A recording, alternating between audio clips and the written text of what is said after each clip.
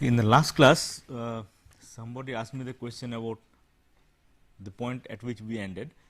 We said that there are two ways of approaching the problem when you have complex conjugate eigenvalues. One was if you just say that the two eigenvalues will be complex conjugate, therefore, the two eigenvectors will also be complex conjugate, and as a result of which the two eigenvalues and eigenvectors do not contain independent information, they have the same information. So, you will use one of them. The other is to say that no, we will go the same way as we did earlier. We will have the two eigenvalues, two eigenvectors, and we will write the equation x t as C 1 v e to the power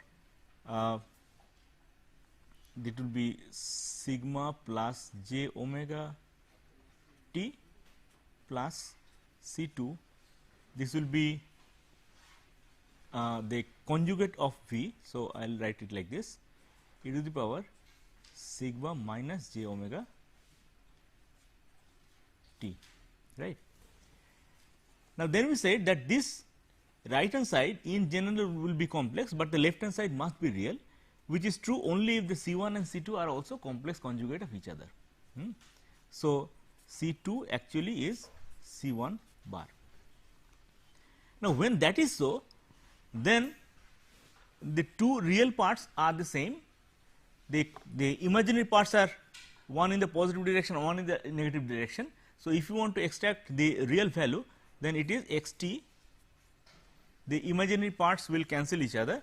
So, you have twice of the real part, that is why we said twice of the real part of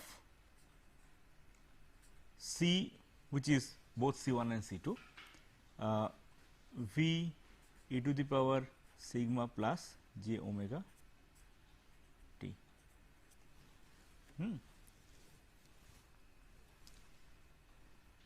So, that was the logic, but here if you actually do it, you will ultimately get the same result as you did with the other approach. So, let us illustrate this other approach with one example. So, let us take an example to clarify the point. Consider a system x dot is equal to sigma x minus omega y and y dot is equal to omega x plus sigma y. This omega and sigma could be any number, but we have just chosen one. The reason will immediately be clear, because what will be the next step? You will say that the matrix equation is x dot y dot is equal to sigma minus omega sigma x y, right, and then we will proceed to obtain the eigenvalues of this. Just do that. It will be obtained from the determinant of sigma minus lambda minus omega sigma minus lambda equal to 0, which will give, you see, yes, sigma minus lambda square plus omega square is equal to 0. So, if you expand it, you have lambda square minus twice sigma lambda plus sigma square plus omega square is equal to 0. Now, you obtain the solution, lambda is equal to twice sigma plus minus root over 4 sigma square minus sigma square minus 4 omega square, right, by 2. This cancels off, you are left you are left with sigma plus minus j omega. That is why we chose that equation actually, because this is a nice complex conjugate eigenvalues. So, you do not really need to have this kind of symmetric equation, but whatever equation you start from, ultimately you will end up with a pair of complex conjugate eigenvalues that look like this. Then we will go ahead. So, you have obtained this. Obviously, there are two eigenvalues, sigma plus j omega and sigma minus j omega. And as we have said, the sigma plus j omega also contain the information sigma and omega. Sigma minus j omega also contain the same information sigma and omega. So, we will not consider them separately, we will start with only one, sigma plus j omega say. So, consider the eigenvalue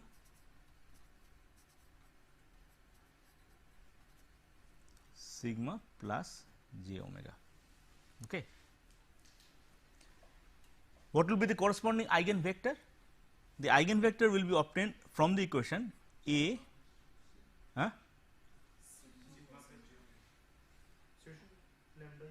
Oh, sorry, sigma plus j omega. Sorry, it will be sigma plus j omega. It will be A minus lambda I times x is equal to 0. That will be the eigenvector equation. So, write down the eigenvector equation for this particular eigenvalue, where lambda is sigma plus j omega. Do that. Your A was this. So, I will write them separately, sigma minus omega, omega sigma A minus lambda I would be okay, I will write it separately, sigma plus j omega times 1 0 0 1. Fine. This is the A minus lambda I. So, this will be equal to, do that once, do the algebra once. Okay, sigma minus sigma, it will be 1. So, it will be minus j omega here, here it is minus omega, here it is omega, and here it is minus j omega. Okay, so, that is A minus lambda I. Fine. So, now the eigenvector equation would be then A minus lambda I is j omega minus omega omega minus j omega times x essentially. So, it will be say V 1 and V 2, the two components is equal to 0. Fine. 0 means of course 0 vector. Fine. Now, notice this will give minus j omega V 1 minus omega V 2 omega V 1 minus j omega V 2 is equal to 0 0. Fine. What does this equation say?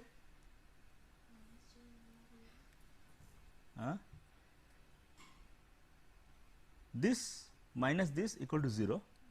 Take 1 to this side, you get V 1 is equal to what times V 2? J times V 2. Okay. So, that is the eigen direction. That is why it is a complex eigen direction. V 1 is equal to J times V 2. but that is the eigendirection. You need to choose a vector. As I said, it will not be a unique vector, you have to choose one point and then on that basis the other will be given. Say V 2 is equal to 1, and that gives V 1 equal to j. So, the V 1 V 2 eigenvector will be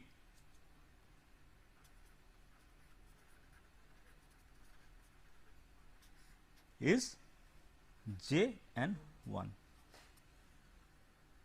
Happy? That is how you obtain the eigenvector. So, we have obtained one eigenvector which is this, and therefore, the solution corresponding solution will be x of t will be e to the power the eigenvalue sigma plus j omega t times the eigenvector which is j and 1. Right, that will be definitely be a solution, because this is the eigenvalue and this is the eigenvector. Now, break it up. You have e to the power sigma t times e to the power j omega t times j and 1. Now, e to the power j omega t, you know Euler equation? Yes, Euler equation is e to the power j say x is equal to yes cos x plus j sin x. So, we will substitute it here. By the way, do you know how to obtain it? How Euler proved it? Yes, yes. You have to expand it. Just expand this one. So, e to the power j x when expanded will give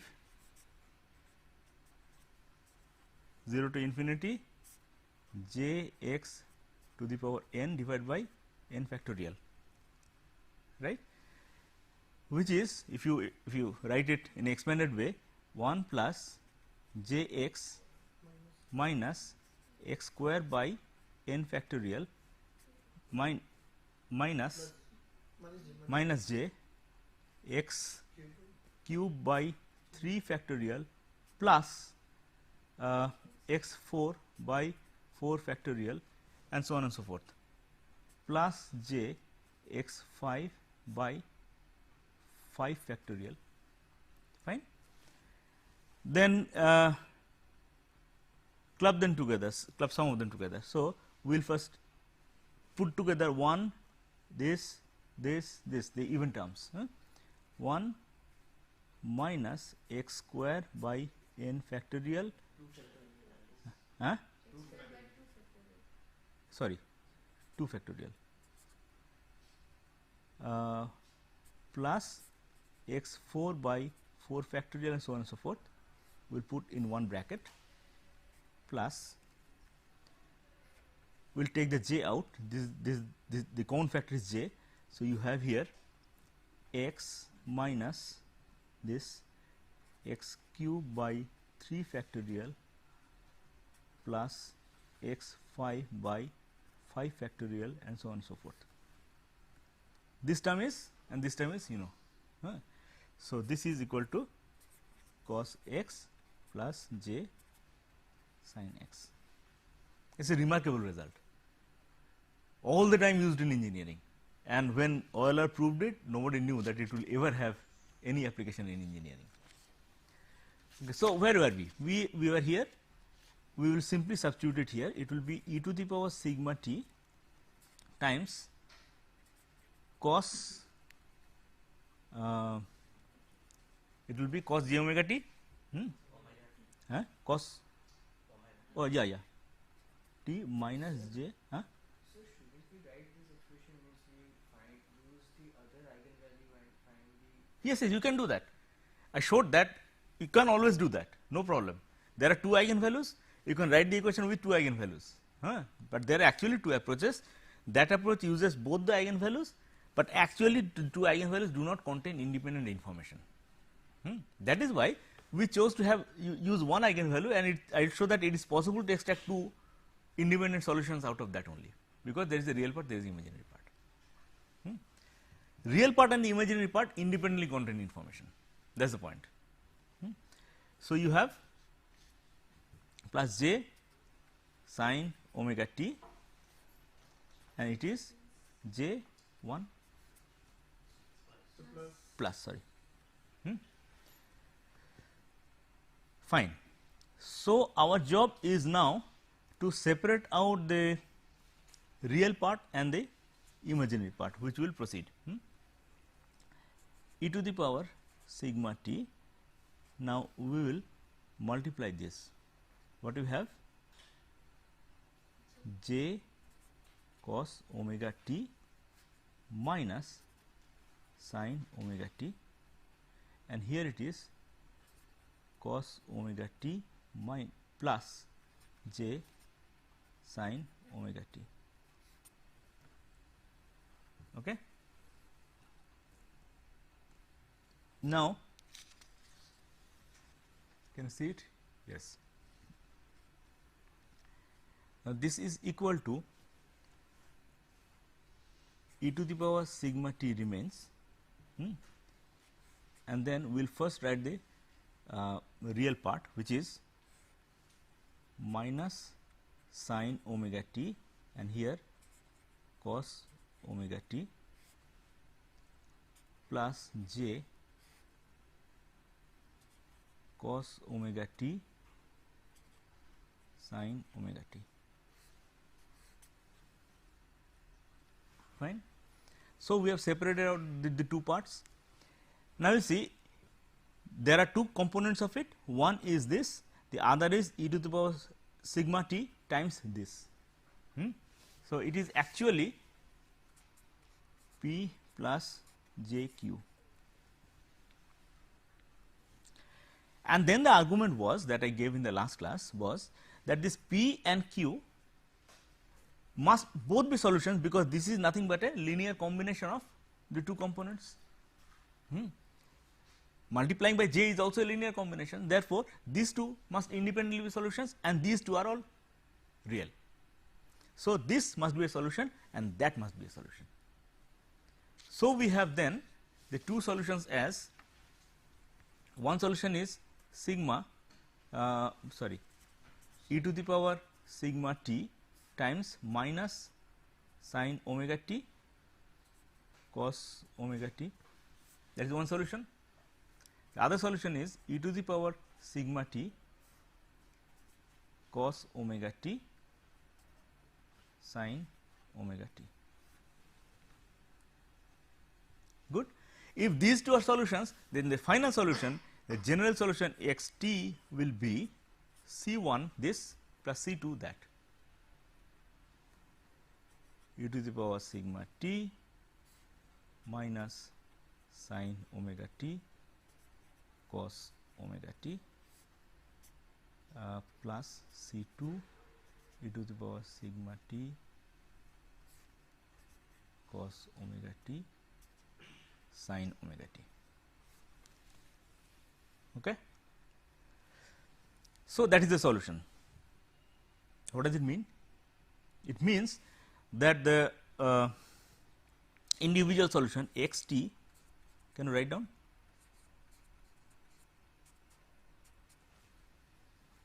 This is having two components, x t is C 1, it is minus C 1 e to the power sigma t sin omega t plus C 2 e to the power sigma t cos omega t, and this is C 1 e to the power sigma t cos omega t plus C 2 e to the power sigma t sin omega t. Fine. We have got the solutions. Happy? I am not happy yet. Why? Because I am never happy with solutions of differential equation till I have got back this by differentiating that, right. So, if you differentiate this, you should get back the original equation, just check that. I always do at the exams. Okay. whenever I have a solution of differential equations, ultimately I will have to differentiate it and get back the original equation. If it is true, I am fine. So, differentiate this and check if you get the original equation, which is, where did I keep it?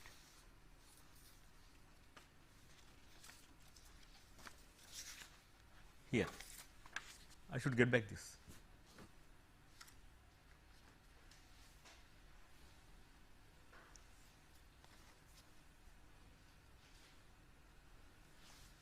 Check that once.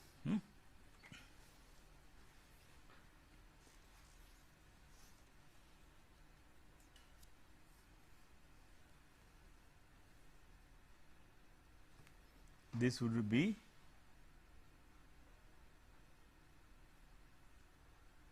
anyway, you can do that. I shouldn't bother about this trivial thing, but you should always check, convince yourself, and then only go ahead.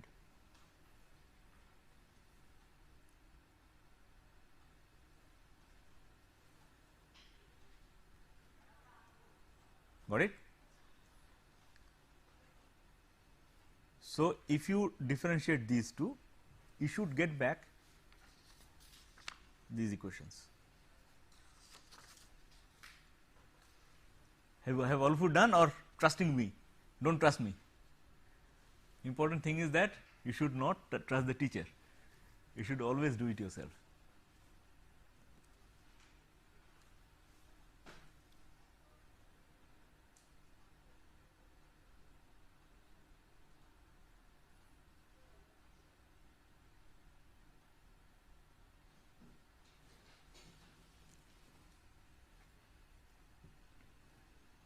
Happy?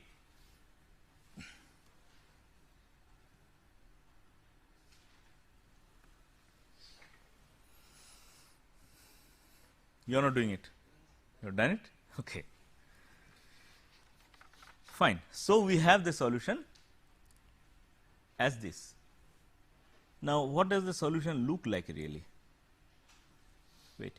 In order to see it, we will do a bit of algebra with this. Is it visible? Yes. So, say we start with this equation y t is this, then y t will be written as this is equal to C 1 plus C 2. So, if I multiply and divide by C 1 square plus C 2 square, then e to the power sigma t will remain, e to the power sigma t is common. Then what you have is C 1 by root over C 1 square plus C 2 square cos omega t plus C 2 by root over C 1 square plus C 2 square sin omega t. Fully feasible? Fine.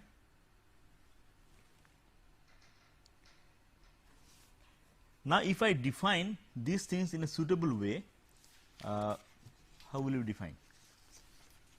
Because I want to extract the phase information from it. So, if I say what? Take sin omega t plus alpha, where alpha is tan inverse C omega. Yes, that will come. Yes. So, it will be y t is equal to, it will come to be this term will remain. So, it is some magnitude a. So, we will write a is equal to root over C 1 square plus C 2 square a e to the power sigma t, then it will be cos omega t sin cos. Okay, we'll write it like that. So, it will be sin theta cos omega t plus cos theta sin omega t. You can write it like that, which means this is equal to a e to the power sigma t sin omega t plus theta. So, in obtaining this, what have we assumed? A is this, and we have assumed sin theta is equal to C1 by root over C1 square plus C2 square, cos theta is equal to C2 by root over C1 square plus C2 square. So, that this plus this square plus this square is equal to 1, sin square theta plus cos square theta is equal to 1. Then the theta is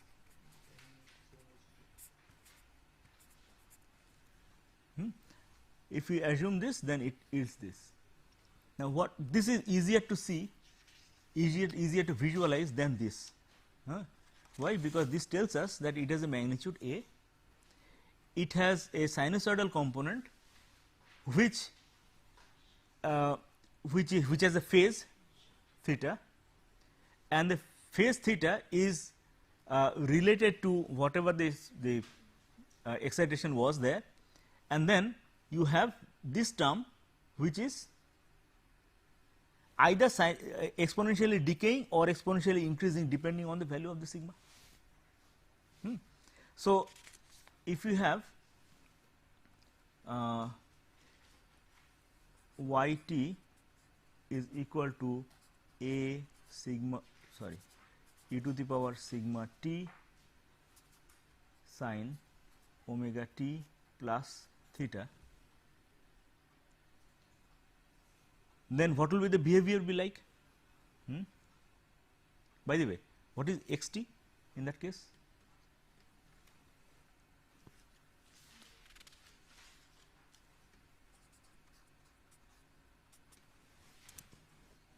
What will x t be? X t was, we started with this, do the same manipulation and check what is x t then. Do exactly the same manipulation.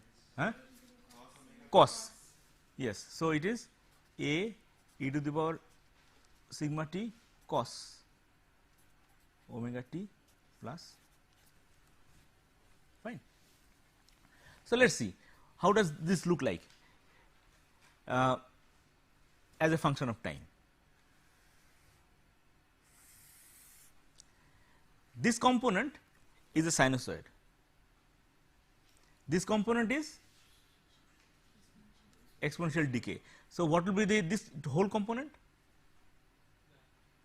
It is a damped sinusoid. So, when your t is 0, this term is 1 and this term is 0, therefore, it is sin theta, a sin theta. So, that is where you start. It will start at a value something like a sin theta. Theta gives the phase, right? And then after that, what will happen? After that, this will define some kind of a envelope like this, and your sinusoid will be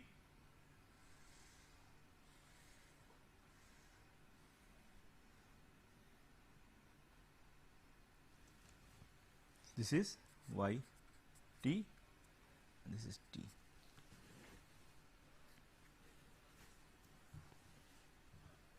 All right.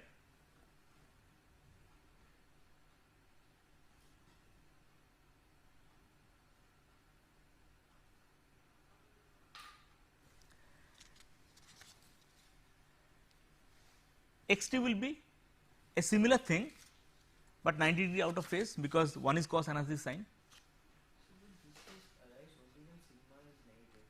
Well, yes. If sigma, he is asking, this will happen only if sigma is negative. What if sigma is positive? Good question. In that case, it will be exponentially increasing envelope, and you will have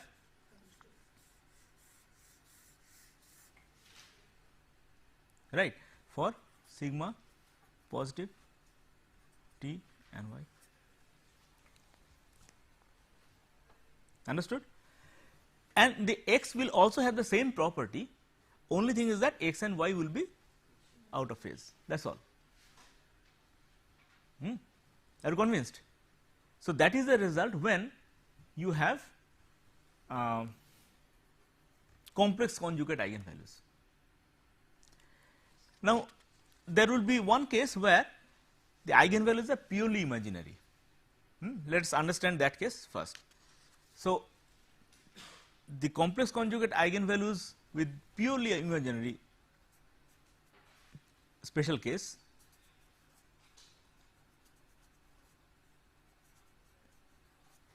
which means in the lambda is equal to sigma plus j omega, this term is 0,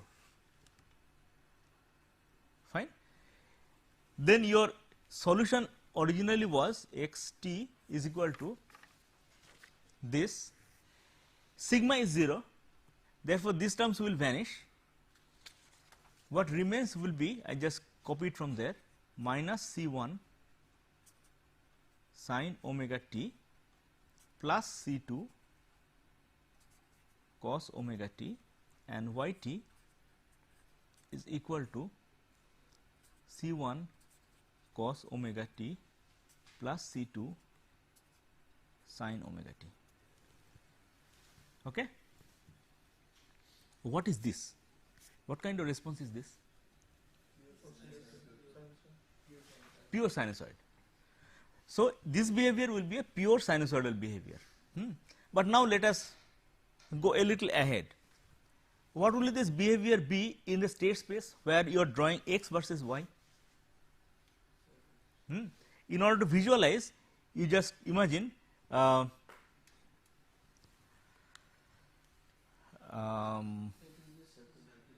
yes, that, how do you prove it? Yes. So, this actually x square plus y square is equal to 1, this is that, huh? Yeah, that is right. Huh? So, ultimately that yields a circular equation, which means the behavior will be like a circle.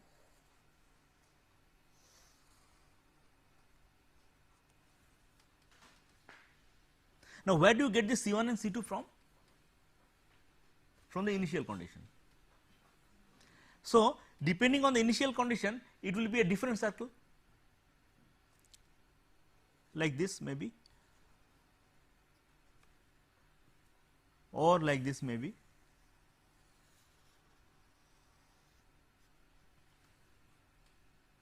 Fine.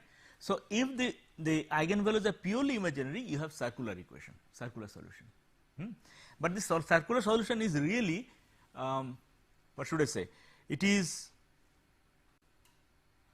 topological circle. It means that if x and y are in the same scale, then only you get circles, and x could be the derivative of y, or y could be the derivative of x. Therefore, there is no meaning to the term that they are really the same scale. So, in general there would be ellipses. In general there will be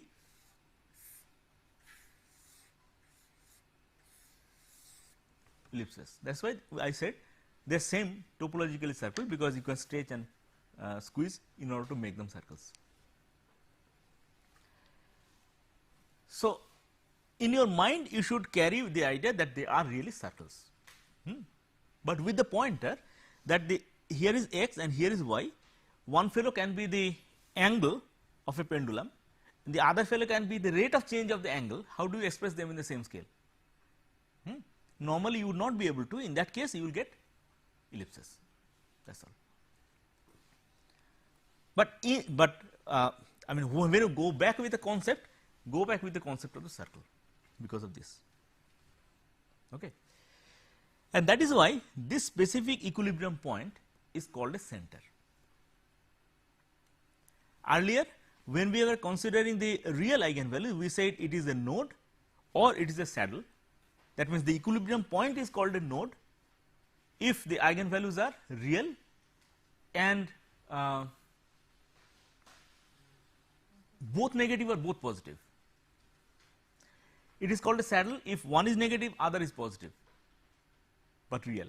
But if you have a purely imaginary eigenvalues, then this is called a center, with very obvious reasons.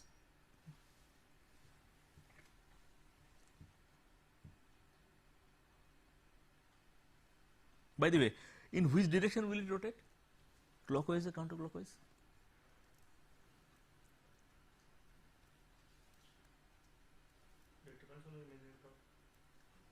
That depends on the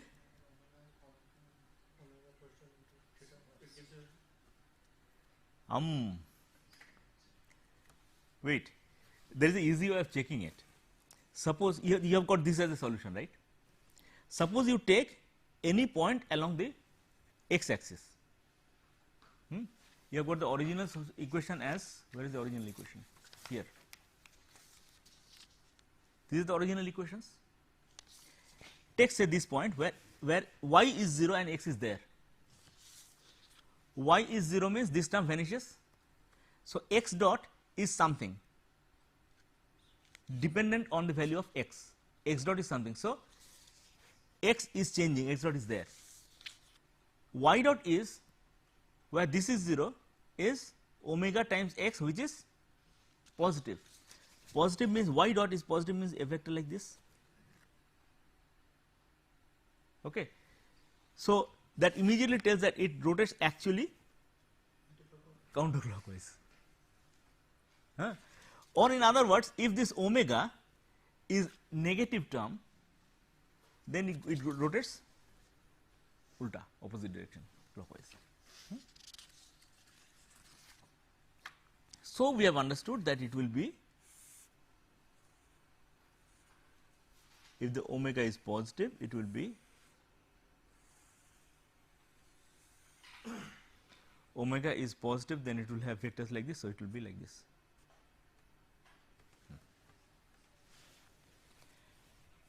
So, if you start an initial condition here, it will go around it and come back here. If you start an initial condition here, it will go around it and come back here. How about the time? How long does it take for it to come back here, and how long does it take for it to come back here? What does it depend on? Omega. And since for both the C1 and C2 does not depend on omega, it depends on the initial condition, and therefore, in all these the period of revolution should be the same, omega. Frequency should be the same. Clear? So, wherever you may start, it will see the same period of revolution, same frequency. Does it follow from logic? Because your equations ultimately what you have got are these. Where is it? Here are these. That is why the frequency term actually appears here, and if you get an initial condition, say if I say you start from 1 1, you can easily obtain. If I start from say 2 2, you can easily obtain, and you will find that there. So, in those solutions C1 and C2 are independent of omega, and so you have the same frequency for all this. That is one important conclusion. The third important conclusion is that here what does this term do? This term is the exponentially increasing or decaying term. Now, if you have this, so far we were considering purely imaginary eigenvalues, but now if I consider complex conjugate eigenvalues with this, then how will the behavior in the state space change? Notice that we are actually drawing the vector field around the equilibrium point, which in this case is the center. Now, if you have sigma plus j omega plus minus j omega, then the behavior will be dependent on the sigma. Say it is a negative value, then it is this, yes, it will spiral towards the center. It will actually go like this.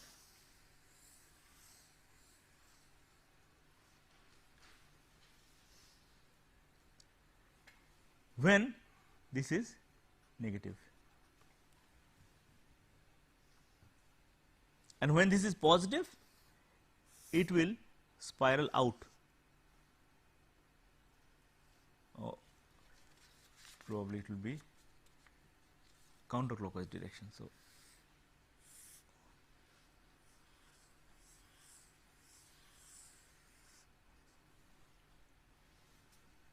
sigma plus minus j omega is the eigenvalue with this is as positive.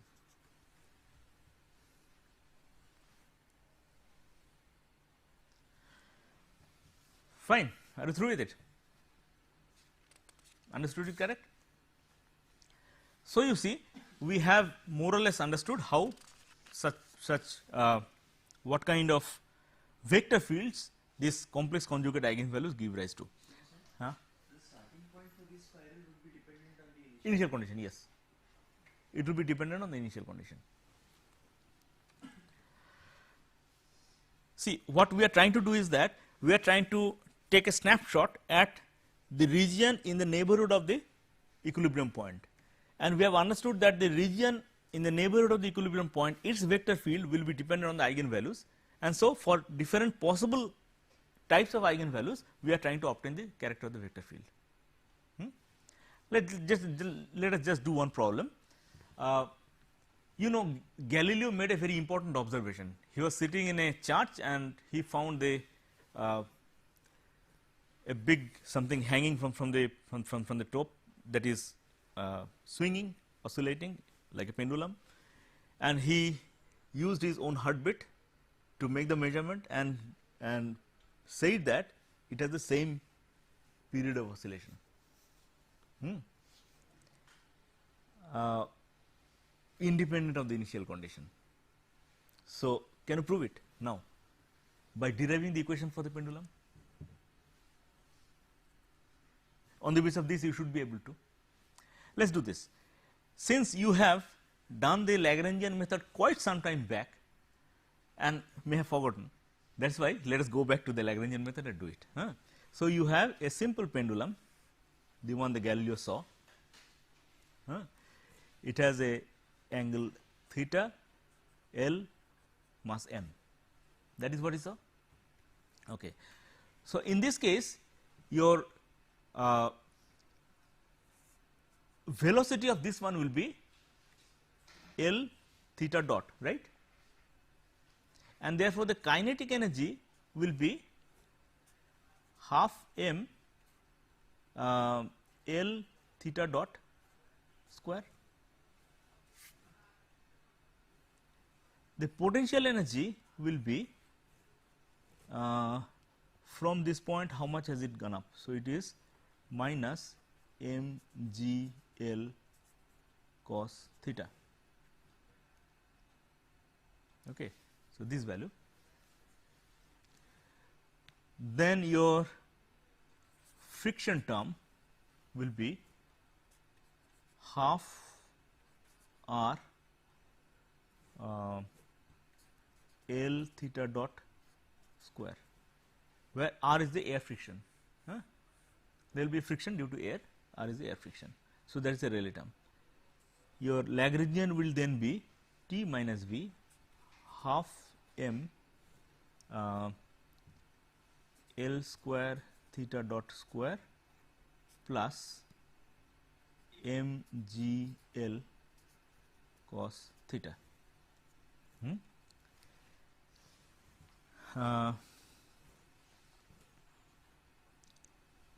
So, since we were not considering the theta as the variable, our variable was position coordinate was q, which is in this case theta, and the momentum coordinate was p, which is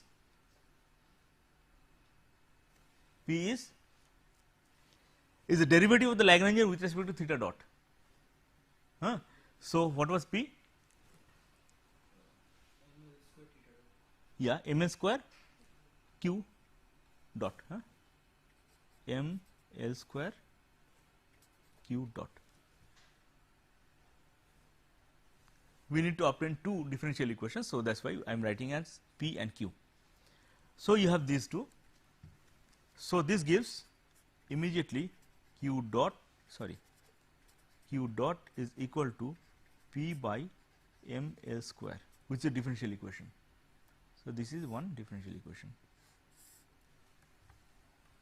The other differential equation P dot is equal to, how do you obtain P dot? From the Lagrangian equation. Remember, from the Lagrangian equation. So, the first term in the Lagrangian equation yields P dot, and the other two terms are derivative of the Lagrangian with respect to theta, or in this case q, and the derivative of the Rayleigh with respect to theta dot. Just do that. This term will have a negative sign. So, minus m g l, it will be sine, I am replacing theta by q. So, sine q, that gives the first one. The second one will be, it will be plus, no, minus r l theta, not I am not in theta, I am in q dot, fine. Huh?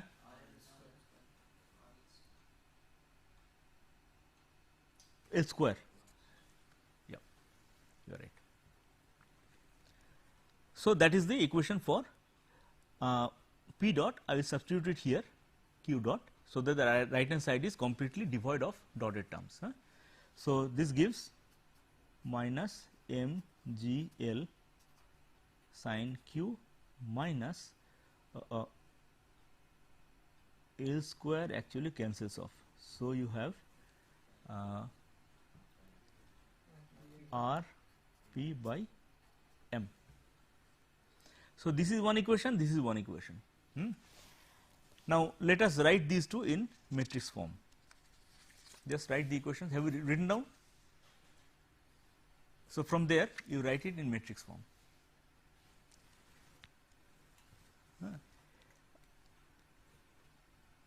Since we will be now trying to obtain the vector field, let us write it as x and y, p and q. So, you have x dot y dot is equal to, the first term is not there. So, it is 0, then 1 by m l square, here it is minus m g l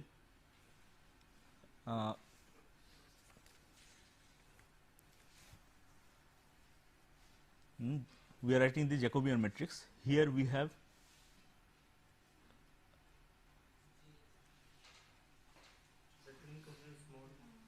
to differentiate it with respect to q. Sin q will become cos q.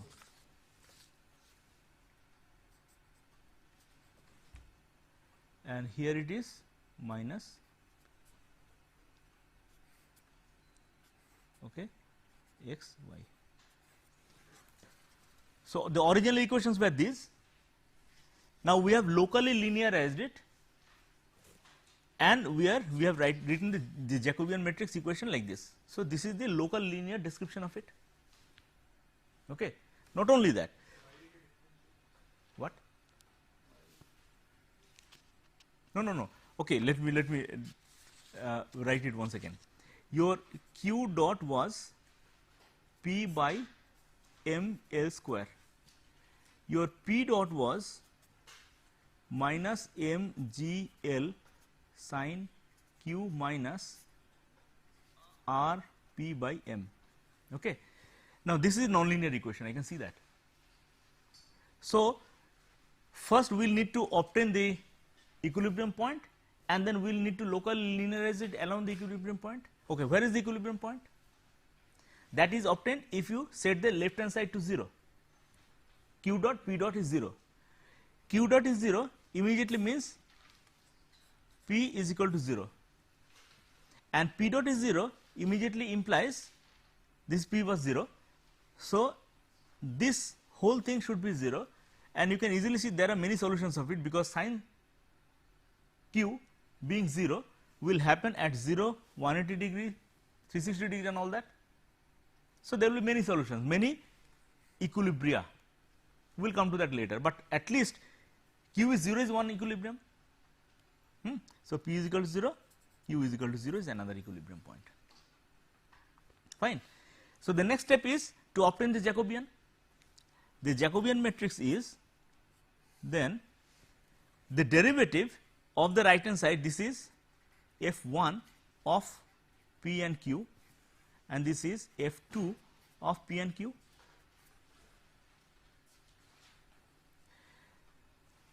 The first term in the Jacobian would be this as differentiated with respect to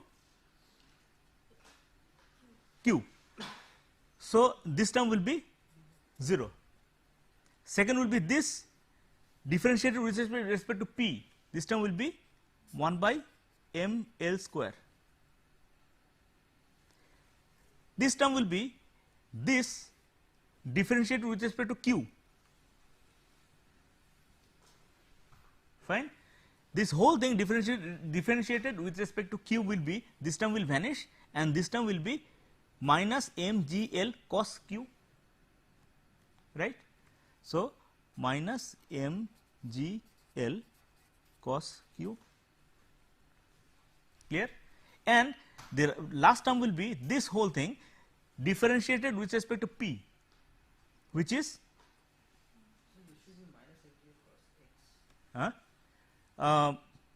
wait, I am here writing only the Jacobian matrix.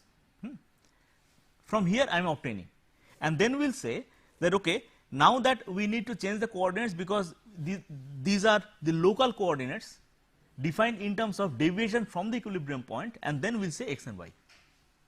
Presently we are writing only the Jacobian matrix. The Jacobian matrix, this is right, and here it will be R by M.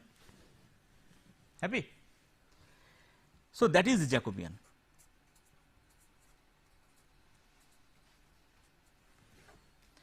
Now, the Jacobian has to be evaluated at the equilibrium point. Equilibrium point is P is equal to 0, Q is equal to 0. Here there is nothing like P and Q, but here there is. So, we have to substitute cos 0 here, which is 1, therefore, it becomes mgl. So, at equilibrium point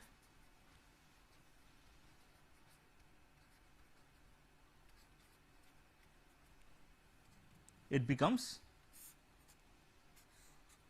0 1 by m L square, here it is minus m G L, it is minus R by m,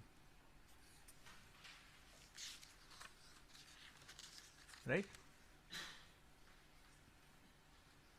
So, that is the Jacobian as evaluated at the equilibrium point, and therefore, when you have evaluated the Jacobian, then you will say that here is the total system, but now we will define a coordinate system that is valid in the immediate neighborhood of the equilibrium point, let that be x and y.